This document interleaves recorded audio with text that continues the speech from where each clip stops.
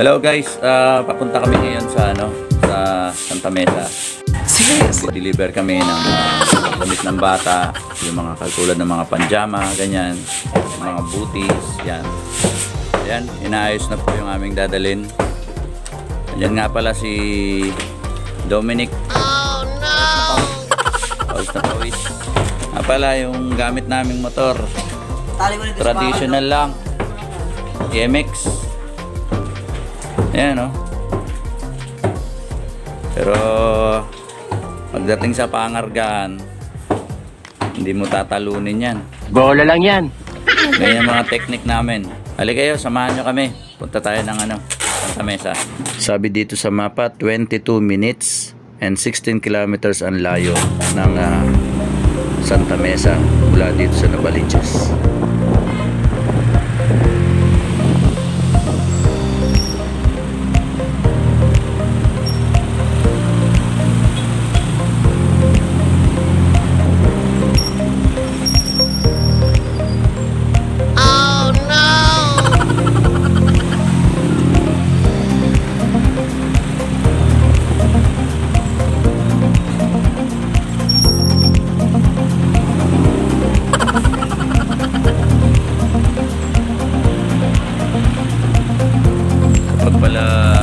Dadrive kayo sa bandang right side ng kalsada, alalay lang tayo mga kaibigan kasi biglang may sumasalubong, minsan di mo alam, may biglang sisingit na motor pala. Ayun, madalas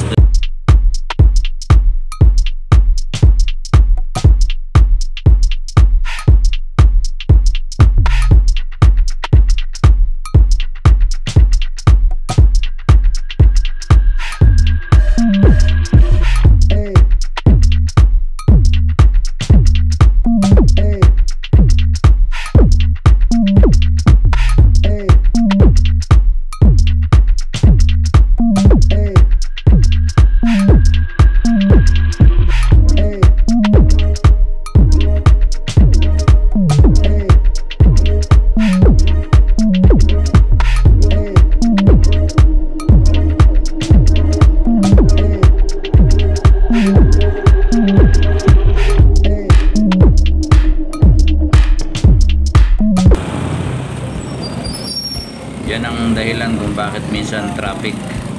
Dahil yung mga sasakyan na to, yan, mga nakaparada sa gilid. Walang disiplina! Puro kayo pang karnaval! Akala mo sila nagmamayari ng daan. Bis na makadire-diretso yung mga sasakyan. Paano masabi? Hindi nangyayari kasi isang linya na lang ang natitira. As you can see mga friends, ayan po, grabe no, parang nakabili ng parking lot. Alas man buha nga mo, ha? A few moments later. Ayan, parating na kami dito sa pinagdidelibera namin dito sa may Bacood, Santa Mesa, no? Hayop ka talaga! Ang ganda mong lalaki!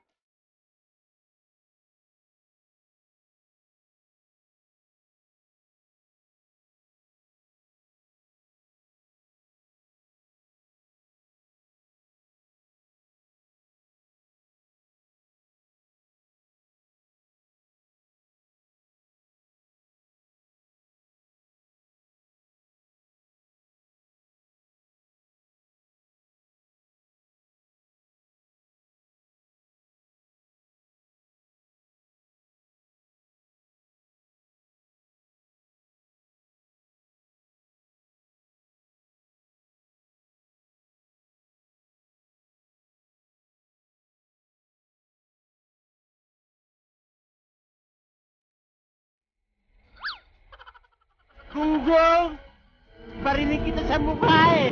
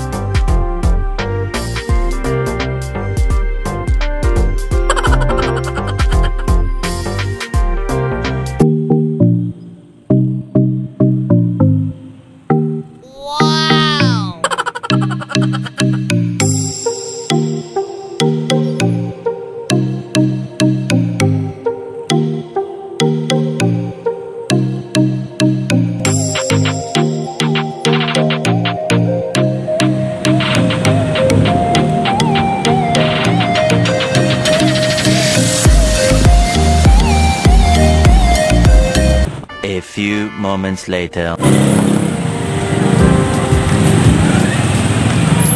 Dito tayo ngayon sa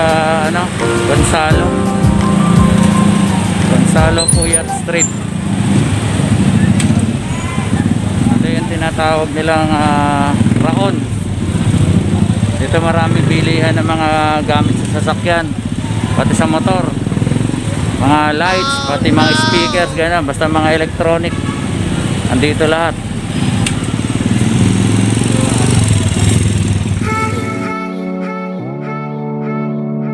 Wow naman! Wow!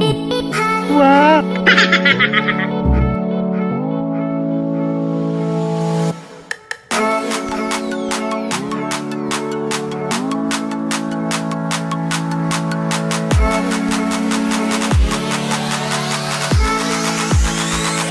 Sa mga naghahanap dyan ng gamit sa motor, sa sasakyan, ayan, mga rad set.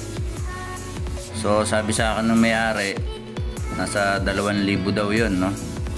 Pero sabi ko, kaya pang tawaran siguro yung kahit mga 1,500. Ayan, no? Mga power tools, barena, mga panghigpit ng tornilyo, marami pang iba. So panghiwa ng mga kahoy, no? Mga power saw. Ito naman yung barena na rechargeable, 1,900 daw. Hindi mo na may bibigay yun eh. So pwede pang tawaran yun kung magiging kadikit mo yung may-ari. Bula-bulahin mo na lang. Oh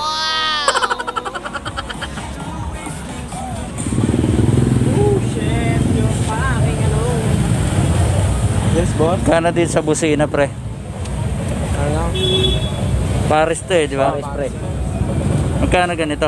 250. Ito yung magandang klase ngayon, bagong labas. Saan? Version 5. Sumunod ng PIA ngayon. Ano na? Sumunod ng PIA. Yung PIA ngayon na ano, yung PIAA. Wow! Magkano naman to?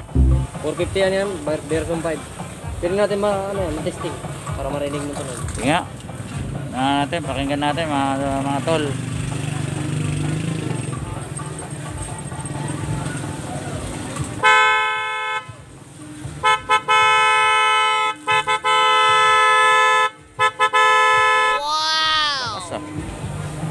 Lakas pa yan dito.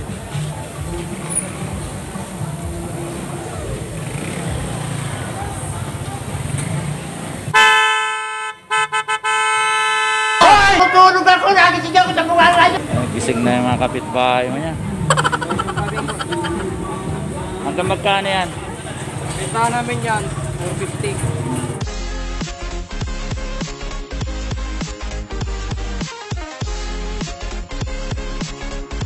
Ang galing mo pala dyan ah. Hindi ko alam ah.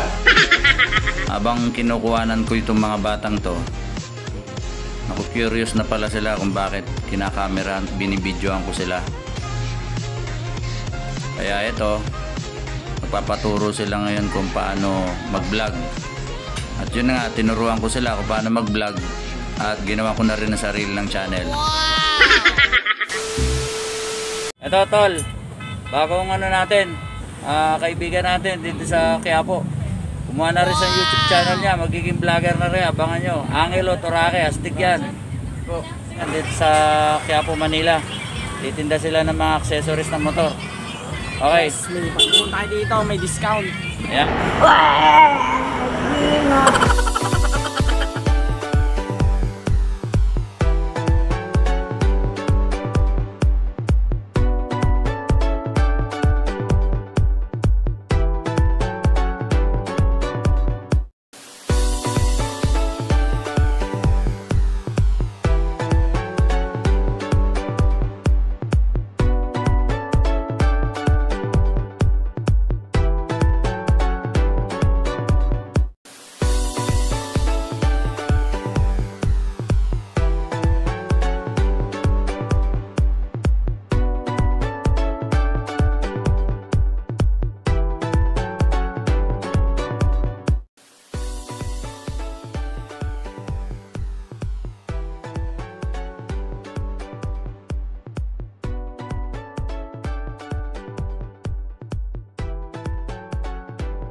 One eternity later. Ayan, pabalik na tayo dun sa urban generation kasi babalikan ko yung misis ko dun. Nag-aalokay pa ng mga mabibili niya. Pauwi na nga tayo sa bahay at yung mga binili natin kanina sa Raon, susubukan natin ikabit ngayon, no? Siguro arkila na lang ako ng isang magkakabit na electrician para dun sa busina. At papalagay ko na rin yung relay na bago na binigay na rin sa atin nung nagtitinda kanina. So, eto yung nangyari sa busina na yun. Panoorin nyo. Ito nga pala yung itsura nung busina na binili ko. Global Motorcycle Parts. Bali, dual na yung kanyang ano, no. So, yung isa may minor lang yung tunog, tapos yung isa major. Kumbaga sa ano, mahina, tapos yung isa mas malakas. Kaya nagbe-blending yung kanilang tunog, no? Ito yung dati kong busina na malakas din ito pero yun nga, luma na. So okay pa rin naman to, no? Pero gusto ko na siyang palitan. Nagsawa na rin ako dito sa tunog nito, no? So itatago ko na lang muna para pagkakailangan ko may gagamitin pa rin ako. Okay, so murang-mura lang mga kaibigan. 350 lang, may kasama pang relay. Wow! A few moments later. So pinakabit ko na yung busina na binili natin kanina. Ayan, nagbayad na lang ako ng 100 dun sa nagkabit. Kabilaan yan, no? Yan yung isa, oh. Ang lakas ng tunog niya, guys. So gusto niyo bang marinig? Sandali lang, ha. So ito, pakinggan ninyo kahit patay yung makina. Malakas pa naman yung battery ko. Pakinggan nyo, ha.